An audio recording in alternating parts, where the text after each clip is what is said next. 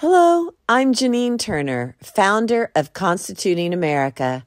Welcome to our annual academic study, History Holds the Key to the Future.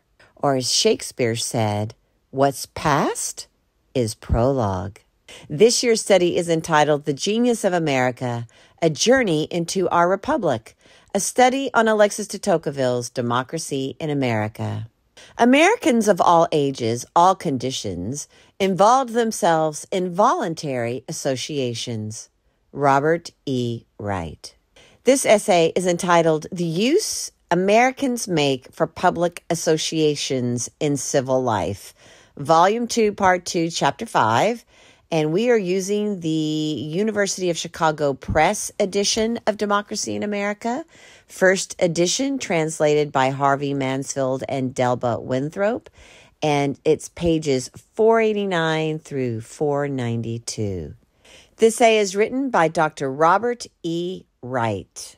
This is the part where de Tocqueville famously argued that Americans of all types voluntarily associated to carry on, quote, commercial and industrial, end quote, enterprises, and also a, quote, thousand, end quote, other types of endeavors, quote, religious, moral, grave, futile, very general and very particular, immense and very small, end quote. Over 20 years ago, I set out to put quantitative bones on his insight and concluded that he did not exaggerate. A decade ago, I published in Corporation National detailed data regarding the formation of for-profit corporations in each of the U.S. states, territories, and District of Columbia from the formation of the National until the outbreak of the Civil War. The, quote, commercial and industrial, end quote, enterprises given legal life by special act of incorporation numbered over 23,000 and included banks, bridges, canals, ditch drainage companies, insurers, lumber companies, manufacturers, mining companies, railroads, telegraphs, tunnels, and turnpikes. Many thousands more chartered under general incorporation laws, but could not be counted as comprehensively due to records destruction and bureaucratic barriers to access in states like New York and Michigan.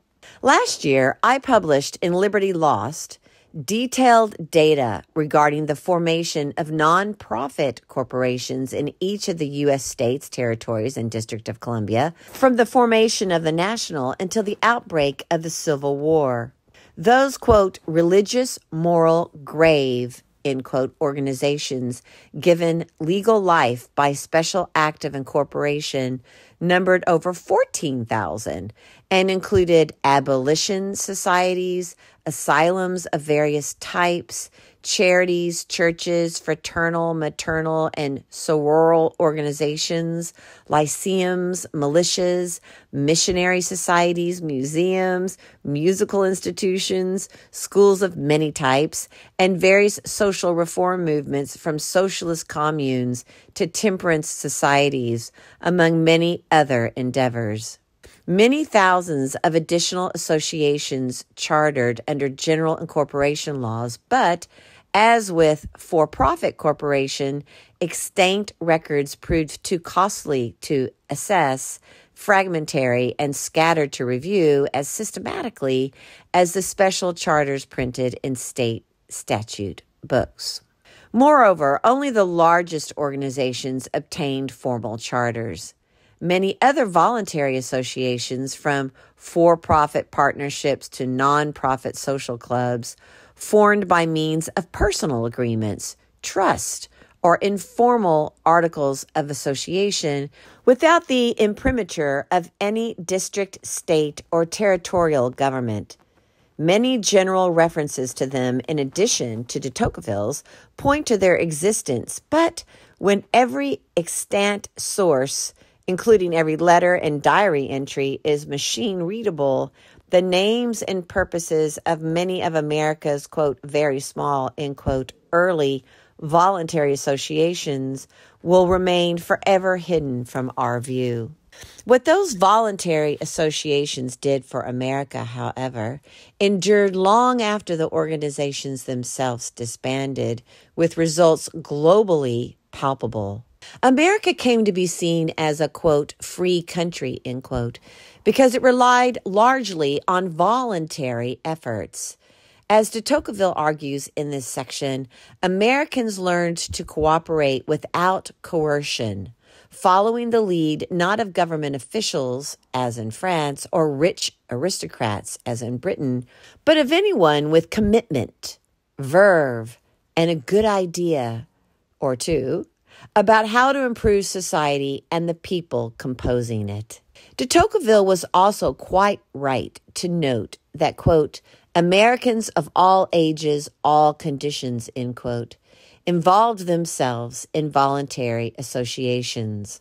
Although men of European ancestry dominated the leadership of for-profit corporations, women were often shareholders, and free blacks were not excluded from share ownership either. Moreover, women and free blacks often chartered their own nonprofit organizations. Some have been written about, but I discovered hundreds of others neglected by historians more interested in making politically motivated gross generalizations than in studying what America was once really like. Not a perfect meritocracy, but also not a place where social or commercial innovation was suffered to be stymied by class, gender, or government strictures.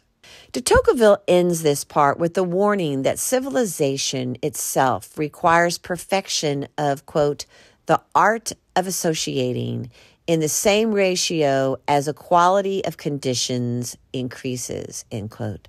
That prediction led me to call my book on nonprofits Liberty Lost, because it seems that as Americans push for greater, quote, equality of conditions, end quote, today, they look too much to the government for it and not enough to voluntary association. The diminution of voluntarism portends a cultural communism in which the government mishandles social policies as poorly as it commands economies. As de Tocqueville put it, quote, a government can no more suffice on its own to maintain and renew the circulation of sentiments and ideas in a great people than to conduct all in its industrial undertakings, end quote. The billions currently spent on politicking to control the government, de Tocqueville thus suggests, might better be spent directly ameliorating undesirable social conditions, not via grandiose top-down, quote, programs and, quote, plans designed to garner votes, but by means of grassroots organizations led by able volunteers with intimate knowledge of local conditions and needs. This essay was written by Dr. Robert E. Wright. Robert E. Wright is a lecturer in economics at Central Michigan University. He previously taught economics at the University of Virginia, New York University, and Augustana University. He is the co-author of 25 books, including most recently FDR's Long New Deal, A Public Choice Perspective by Palgrave 2024, and Liberty Lost, The Rise and Demise of Voluntary Association in America Since Its Founding, AIER 2023.